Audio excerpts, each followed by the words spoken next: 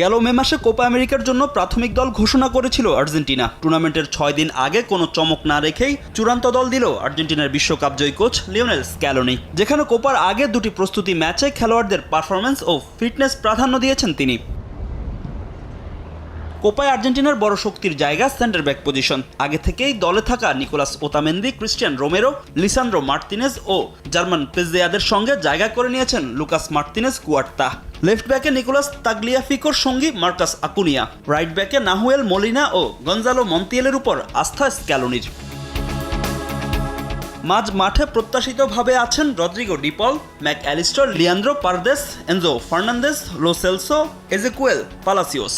তবে স্ক্যালোনির মন জয় করতে পারেননি আনহেল কোরেয়া। তার পরিবর্তে দলে জায়গা করে নিয়েছেন গুইদো রদ্রিগেজ।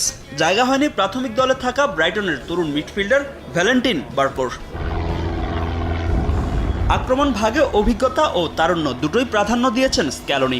যেখানে অধিনায়ক লিওনেল মেসির সঙ্গে আছেন গেল কোপার ফাইনালের goal scorer Angel Di Maria, তাদের সঙ্গে আছেন হুলিয়ান আলভারেজ ও লাউতারো মার্তিনেজ। ক্লাব ফুটবলে পারফর্ম করে কোপার টিকিট পেয়েছেন দুই ইয়াংস্টার ভ্যালেন্টিন কার্বোনি ও আলহান্দ্রো গার্নাচো। গোলপোস্টে বরাবরের মতোই আলবিসিলিস্তেদের ভরসা এমিলিয়ানো মার্তিনেজ, তার সঙ্গে ফ্রাঙ্কো আরমানি ও জেরোনিমো রুল্লি।